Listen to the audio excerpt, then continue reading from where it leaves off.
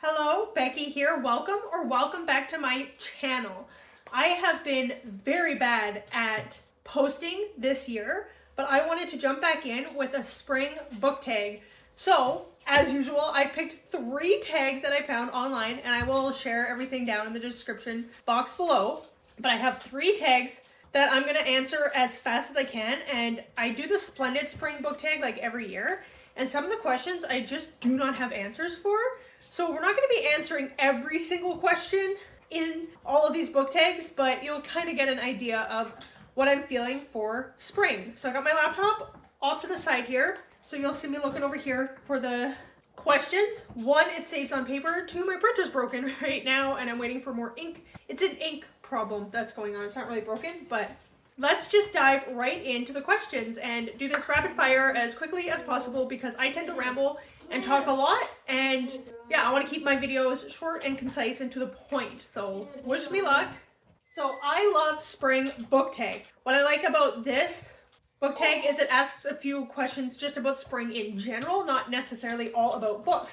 So the first question is, how is spring where you live? Where I live, we have 2 seasons. Basically, they joke that we have winter and construction, which is true. We experience the 4 seasons, usually all in one day, but we have winter basically starting in October all the way until the May long weekend. Not just the beginning of May, but like May 20th. Last year, we had a sprinkling of snow in June. My sunflower died. I cannot keep plants alive, but I swear it just saw the snow falling in June and was like, I'm dead. I'm dead. There's no point. So we have very hot summers and very long cold winters. And spring is just all of the snow that's collected over 6+ months melting, and it's just mud. So we hit daylight savings spring ahead on March 9th, a couple weekends ago. So the days are longer. I love it. In the summertime, the sun will rise just after like 4 a.m. and the sun sets sometime after 11 p.m. It is beautiful. It's glorious. Our winters, the sun rises sometime after 9 and is gone by like 3. So I am loving the longer days of spring. It is beautiful. It is sunny outside, even though it can be still cold and snowy out there at this time. As I am recording this, it is March 24th. So we will still get snow and have winter here for spring. It is getting warmer and there is hope out there. I see the light at the end of the tunnel.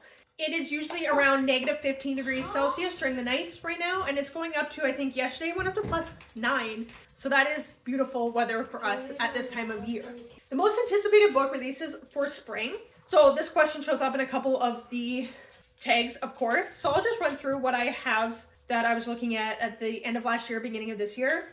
I have been doing pre-orders because it gets me extra bonus points at Chapters, Kohl's, Indigo here in Canada. So I don't usually do pre-orders because I'm so excited for a book. I just do it for the bonus plum points. But the one that I am currently reading and excited about, spring officially started March 20th. This came out the 18th. This was technically a winter release, but if you don't know, this is the Sunrise on the Reaping, Haymitch's story, the 50th Hunger Games, the 5th book in the Hunger Games series here going on. And I am in part 3 right now. I have this much left, like about 100 pages. So I was pretty excited about this. This is probably my #1 anticipated release of the year, but it's not technically released in spring. What we did have, where did it go? I also pre-ordered this one, which also came out March 18th. Again, technically winter, but the Strawberry Patch Pancake House, which is a house. That was terrifying. The Strawberry Patch Pancake House, which is part of the series of this small cozy town. I can't remember the name of the actual series, but Pumpkin Spice Cafe is the first one. And this one just feels very springy with the pink flowers there, and strawberries, feels very summer, springy. And this book, I really enjoyed the first 3 books. They are a little bit more spicy than I prefer my romance to be, but I just kind of skip over those parts, and I do like the stories. But I'm afraid she's coming out with like 2 of these a year, Laurie Gilmore. What I'm worried about is that it's just like copy and paste. You just change the main female and main male characters because it's all set in this little town, and it's all just going to start feeling very formulaic and everything. But there's still easy, cozy reads for me to enjoy. They are spicy, like I said, but they are easy reads. I'm just really nervous about them getting too formulaic and it just being the same story over and over and over again, copy and paste, different characters. I have read The Cinnamon Bun Bookstore and The Christmas Tree Farm last year. I read The Pumpkin Spice Cafe in 2023. And then, yeah, I'm looking forward to this one, which feels very spring-y.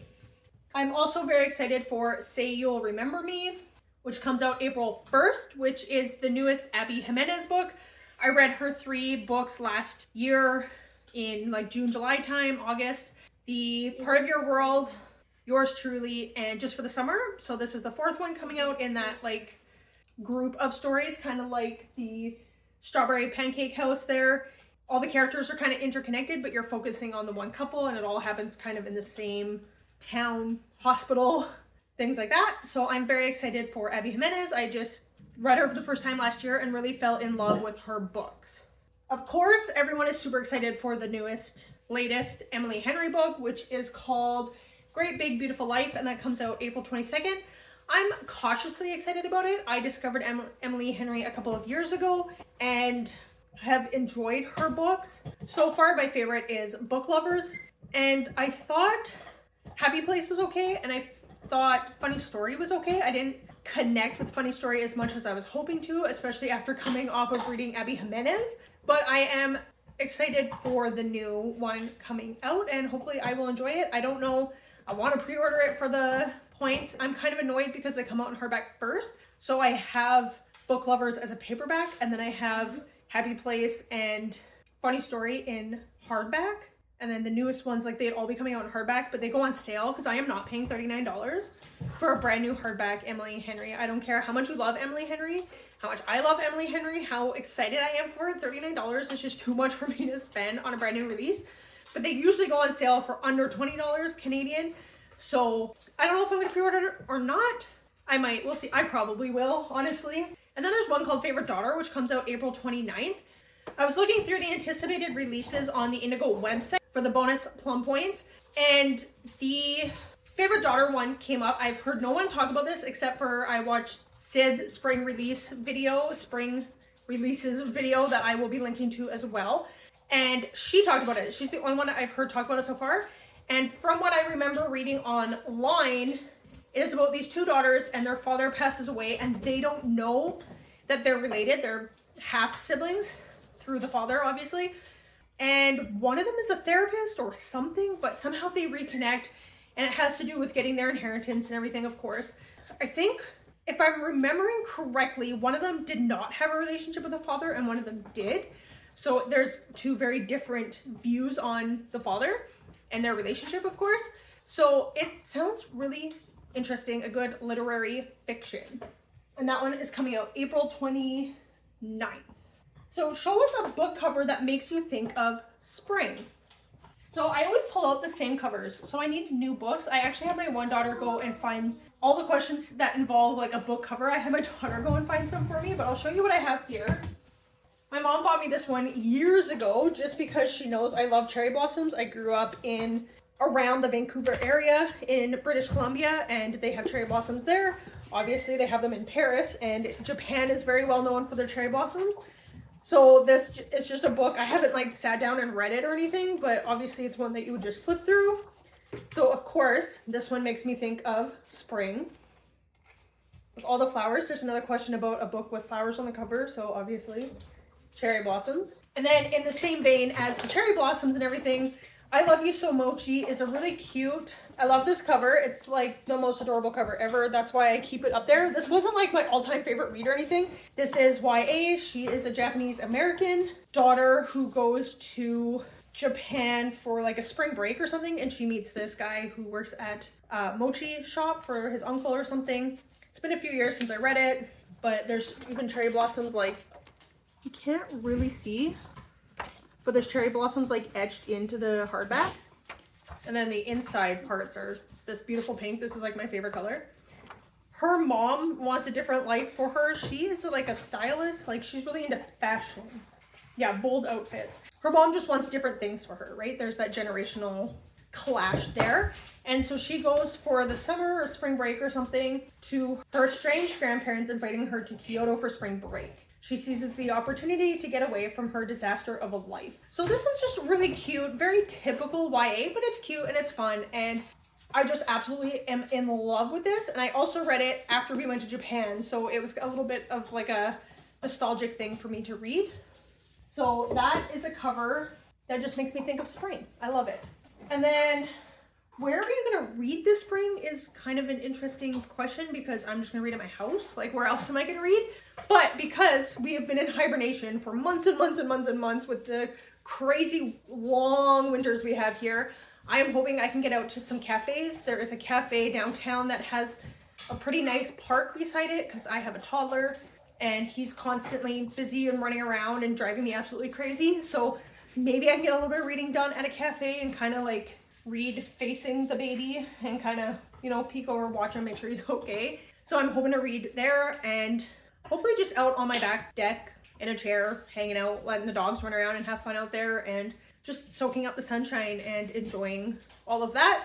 My husband and I are planning a trip in a couple of weeks where we are going to Banff, Alberta, and I'm so excited, and I'm hoping to spend a day just like outside. I'm hoping the weather is good. It's at the beginning of April, so it's the beginning of April in the mountains, so we'll see.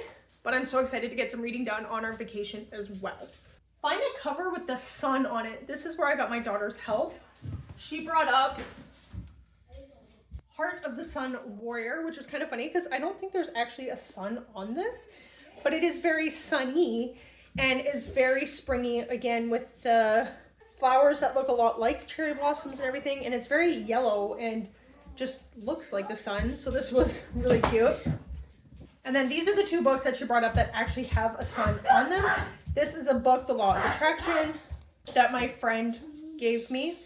I started reading it but haven't gotten very far into it. But as you can see, the sun is rising behind the tree here.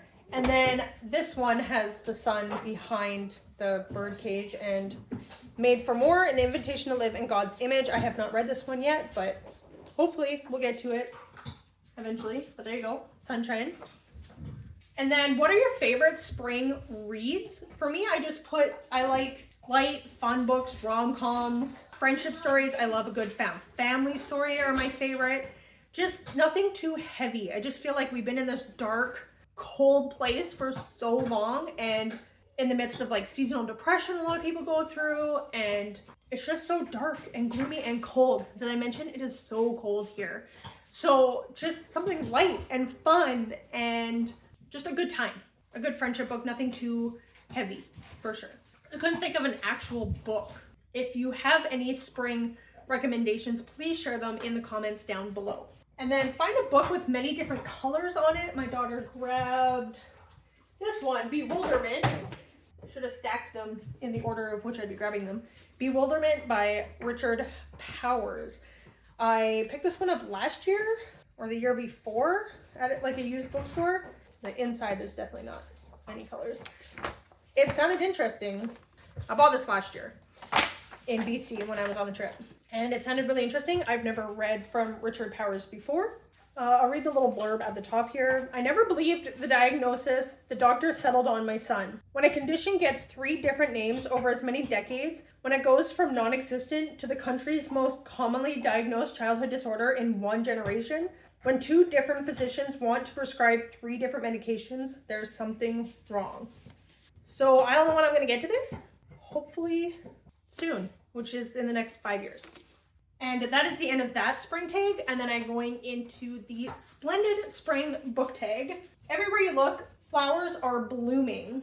Not here, not at all. Choose a book you love or think you will love with flowers on the cover. So a book I just read this month for the buzzword prompt things is Things You Save in a Fire, and it is got flowers on it. And this is Catherine Center. I read The Bodyguard a couple years ago, really loved it, and haven't read anything else from her. So I picked up this one and I loved it. My spring bookmark. This is from theseasonalpages.com. Love her stuff. Gorgeous. She's got wooden bookmarks that I really love. Anyways, this book is about a female firefighter. So Catherine Center's husband is a firefighter or a volunteer firefighter or something. So she got a lot of stories from him, and tried to make it as accurate as possible. From what I was reading of this, it felt very much like she knew what she was talking about, but I am not any kind of expert on firefighters or what goes down in a fire station or anything like that, what goes on in the emergencies, anything like that. I'm not sure. I can't speak on it, but it sounded very authentic and like she knew what she was talking about. So the main character is also not just a firefighter. Firefighters are, I think she talked about, they are like EMTs, but not all of them are paramedics. So they are first responders and they will show up to anything, not just fires. And so a lot of their call outs are for things like somebody having a heart attack or whatever. They will show up first, the firefighters. And there is one scene in here where I don't want to really give any spoilers, and it's not really a spoiler, and I'm really sad that it didn't go further with what happened at the end of that scene. But there is a scene where they get a call out and there's a chihuahua that's involved, and I was like crying because I grew up with a chihuahua and I so desperately want a chihuahua right now. I don't know why, I just love them. Yes, I know they're tiny little yappy, bratty little dogs. I know mine, everyone says this, but mine was not like that at all. She was really, really good for a small dog that's typically seen as a small, mean, yappy little thing. She was actually really, really good. So she kind of spoiled me into wanting more chihuahuas, but knowing like the chances of getting one like her again are very slim. But that scene, I was just like, oh, it's so precious.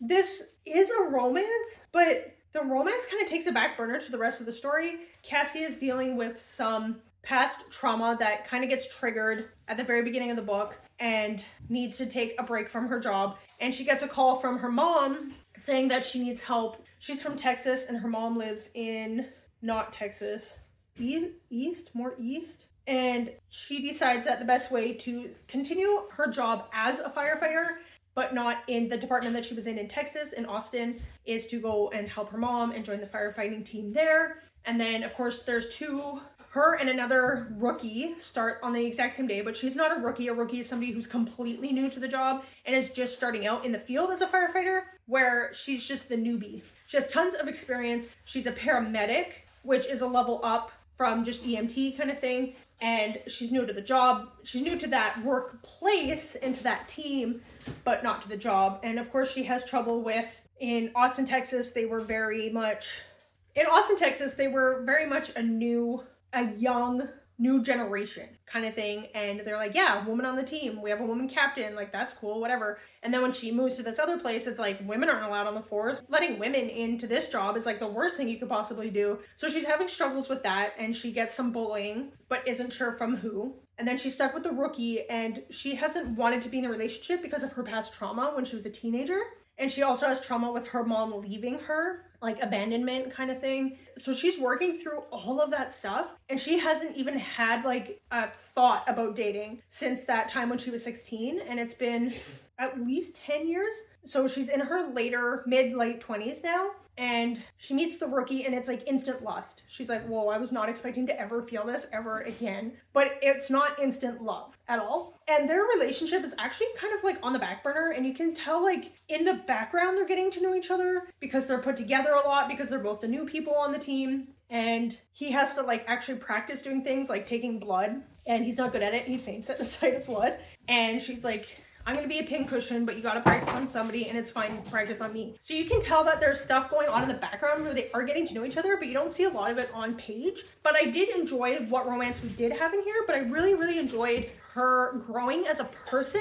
Everything that she just goes through with her past trauma, things with her mom and the difficulty in that relationship, and her dating life, and being a woman in a male-dominated role. Not just being a woman in a male-dominated field, but being a woman in a new location where she is not respected and is expected to screw up and isn't what the department wants, kind of thing.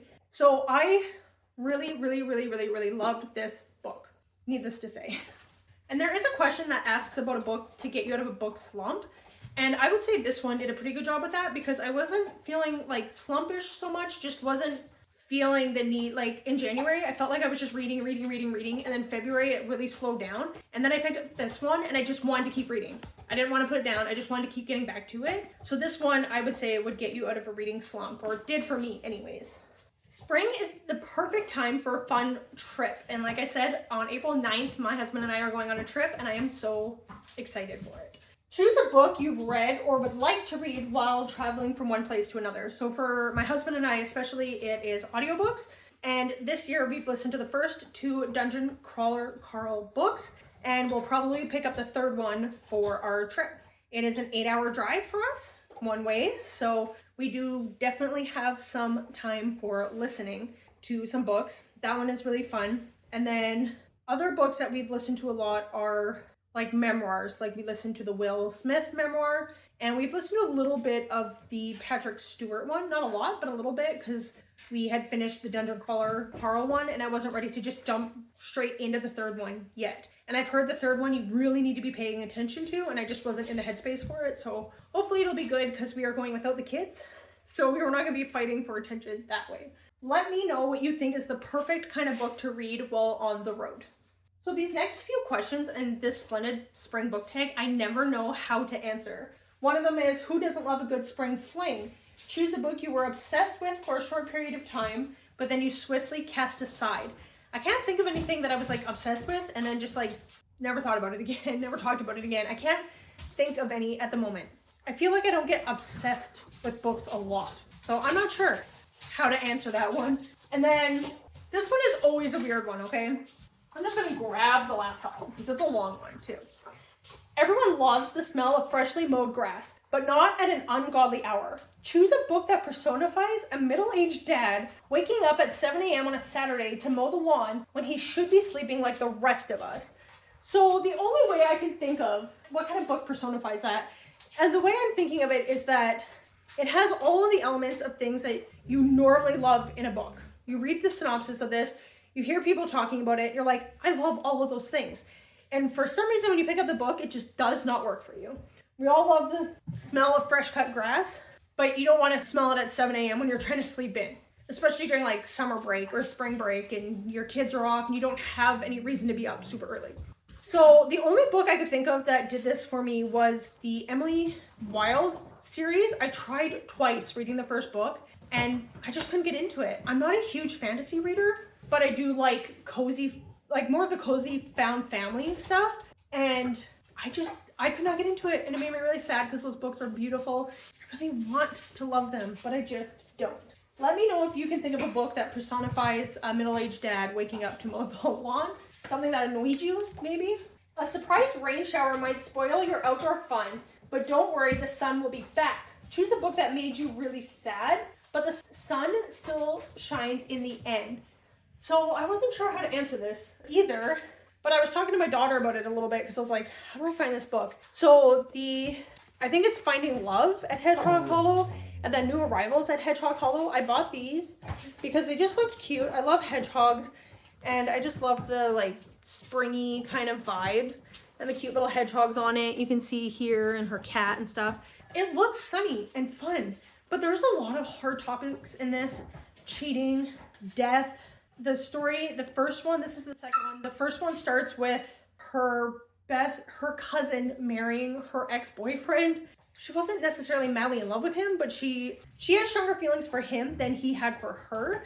So there was definitely stuff to wrestle through there, and it was really hard for her. So this looks bright and fun and sunny, and you would think like, oh, there's not really much happening in here. There is so much happening in these books. And it does have some heavy topics, but it's also cute. She ends up opening a hedgehog rescue. So it's also cute and fun that way. So this is the book I picked for that. It's that time of year when all the animals stretch their limbs and come out of hibernation. Choose a book that pulled you out of a reading slump. So sometimes I find the best way to get out of a reading slump is to not read. Just ride the wave and understand that it's going to come and go. And some seasons are better for reading than others. And it doesn't necessarily mean spring versus fall season, but seasons in your life. Audiobooks can be good for this. Ebooks can be good for this because people can change the font size and stuff, and they like it because you can make the font a little bit bigger and the pages are smaller, so you feel like you're flipping through a book very quickly. On that same vein, books with short chapters are really great for that. Watching BookTube and watching other people reading and loving their books and just having a passion for reading can help build up that passion for you. Catch up on movies and shows that you've been really wanting to watch but just haven't had the time. Reading other things like magazines with topics in it that I'm interested in. Oh, Amazon's here. Life with dogs. I have some magazines that I'm interested in, like one about inside the mind of dogs, and one because I don't normally read the tabloids and magazines and stuff, but I really love Matthew Perry and Chandler from Friends. So when he passed, there was a couple stories out, of course, in magazines. So I picked up those magazines. Yeah, one about dogs and stuff that I just haven't read. I still haven't read them. Those are great things to bring on a trip as well. It's not, you could just read like an article when you're stopped and your husband's gassing up at the gas station or something. I don't know. What is wrong with those dogs? She's gone, guys. Anyways, or reading short, quick, easy reads, manga, graphic novels, short stories, things like that. I'm not a huge short story person. I'm not a big anthology short story person, but that can be a great way to get out of a reading slump as well. Students all over exhale a sigh of relief knowing they get a break from school. Choose a book whose friend group you'd like to spend spring break with.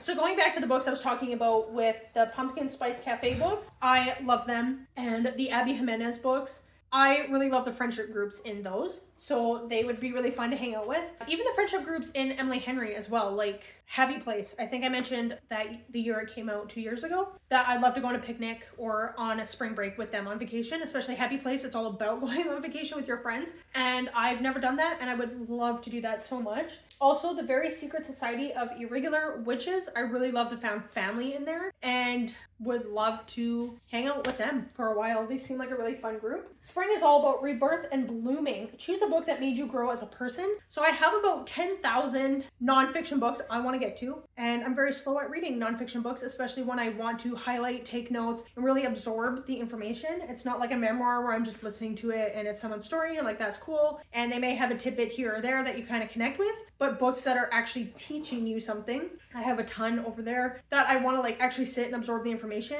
and I'm busy. I have a toddler who's around all the time who makes it really hard to read those kind of books because those books you can't really read with distractions around. And if I do have the time, I'm exhausted. So it's hard. But the ones, two of them I started this year were Delighting in Jesus and She is Free, which are both Christian books, of course. Choose a book that made you grow as a person. I put She is Free, even though I'm not done either one of those books. But that one, there was just a section in that she was talking about. And I was like, I need to go back to therapy because I was in therapy last fall and it was fine. But then something happened with the counselor and he's not there right now. And I'm not sure if he's just never coming back or if it was just like a family emergency or if he moved. I have no idea. They didn't say. So they're like, there's these other therapists you can see if you want. And I was like, I'll think about it. And then something I was reading in that book and some other personal things that are happening in our life right now that we'll share about later, not in this video, but at another time. I was like, I need to go back to therapy about this very specific topic. So that is helping me grow as a person for sure. And then also I wanted to shout out Declutter Like a Mother because by Ali Kazaza. Because I read that book and then when I listened to that book as an audiobook last year and then went out and bought the book because I need to declutter so much in my life and it's been a journey over the past couple of years. And I have a few videos talking about decluttering and spring cleaning. Last year I did a big spring clean and fall resets and everything. And I highly recommend that one, especially this time of year when you are doing spring cleaning and pulling out all the spring stuff. And it is only like a 5-hour audiobook. So if you want to listen to it as an audiobook, put it in and get motivated to clean your house. So it is a spring cleaning recommendation. Declutter like a mother. A picnic at the park is the perfect springtime activity. Choose a book with a character who you think would pack the best picnic basket. So besides Suki from Gilmore Girls, which isn't in a book, I think I picked this one a couple of years ago when I talked about it, but Imani from With the Fire on High, because she just intuitively knows what flavors will go well together. And when people eat her food, it is like an otherworldly experience. So I think she would pick the best picnic basket. And the last question is, for many, spring is the first break from the bitterness of winter. Very true. Choose a book that is the embodiment of sunshine. I don't know. Please comment down below your recommendations of books that are the embodiment of sunshine. They're all happy and rainbows. Books usually need a little bit of conflict. You keep the plot going and keep things interesting, but nothing too heavy, nothing too dark. Just happy, fun, sunshine. Please comment down below your recommendations. And then the last one that I wanted to do was the spring book tag. And the first question is, what's on your spring TBR list? I don't have a specific list necessarily, but I just go along with like what the book club books are, like literally Dead Book Club, which is You Are Fatally Invited. I just bought that one on ebook, so as soon as I'm done reading The Sunrise on the Reaping, I want to do that one, You Are Fatally Invited. And then the Book Troop, sometimes I follow what that is, and the Buzzword Cover Challenge and Buzzword Word Challenge. But the 3 books I really desperately want to get to are Notes on an Execution, Bright Young Women, and Chain Gang All-Stars. Please comment down below what order you think I should read those in. I kind of want to read them back to back. Yeah, that's the biggest part of my list right now, is those books. If someone asked you for a spring release recommendation, what would it be? So even though I haven't read it yet, if you like the small town feel, vibes, and Gilmore Girls, I would probably suggest the Strawberry Patch Pancake House. I'm not sure what season it happens in. The Pumpkin Spice one happens in fall. It starts at the beginning of summer, and then the Christmas Tree Farm happens in December at Christmas. So I think the Strawberry Pancake one would probably be good. And I also watched Sid.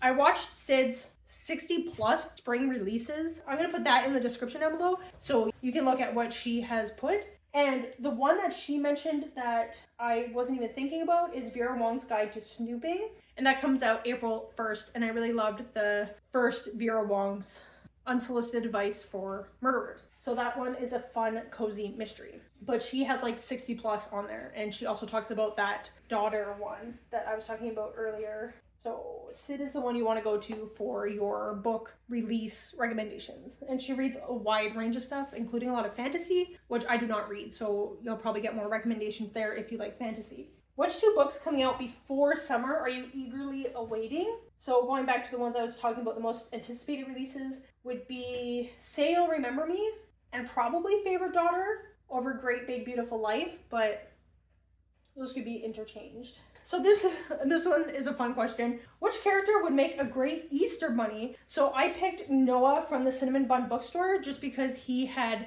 nieces in that and he was always wearing like their bracelets, like their friendship bracelets that they'd make him and send to him. And he was just like a really great uncle. And I just feel like he would be really good at being an Easter bunny. And what book makes you think of spring? Again, I don't know. Besides I Love You So Mochi, just makes me think of springtime, and it happens over spring break. And name a cover with flowers on it. So my daughter grabbed this one for me. This is Katharina Vermette, and she has a series in this that I've read now. The Stranger, The Break, The Strangers, which is the family's last name. And I read The Circle this year. And I think there's another one that came out that I have on my Kobo that I need to read. But this is the Métis, I think she's Métis. And this is like the Métis style of beading that you see. And it's such a beautiful cover. So this is Canadian Indigenous read as well. Very heavy though, very heavy stuff. So I would look out trigger warnings from her before diving into her books. A lot of violence, drugs, alcohol abuse, all kinds of abuse, sadly.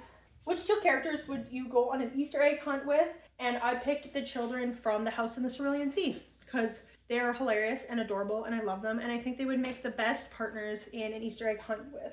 What is your favorite spring bookish activity? And I don't live somewhere where we can do this, besides like sitting at a cafe outside and drinking coffee and having a snack and reading, which is all really great. But going somewhere where you can just walk down like a main street and go to all the little shops, little gift shops, book shops, all the different kind of cutesy little shops and stuff that you see in little towns and everything. We don't really have that. We don't even have an independent bookstore here. We have a ton of free little libraries, but nothing as an independent bookstore. But I think that would be a really fun spring bookish activity, is just going for a walk and checking out used and new bookstores, big box bookstores, independent bookstores, whatever, just like going on a day and visiting all the bookstores, which I'm really excited to do when we go on our trip in April, and just sitting outside and enjoying the break from winter finally before it gets too hot in the summertime, kind of that nice middle temperature there, and reading books outside and shopping, book shopping, of course. Which book did you enjoy that has a spring-like cover? I Love You So Mochi. Even the Hedgehog Hollow ones are really cute as well. And I did enjoy it. It's not like the best written literature in the world, but it's cute and it was fun. And who is your favorite contemporary author? And I'm just gonna go with my gut on this one and say Abby Jimenez and Lori Gilmore.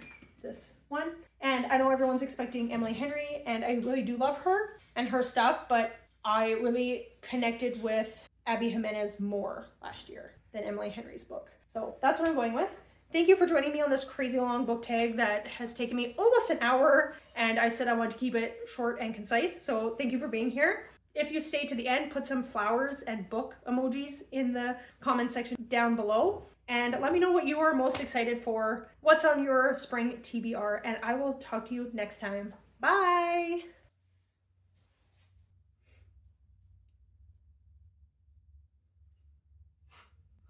What?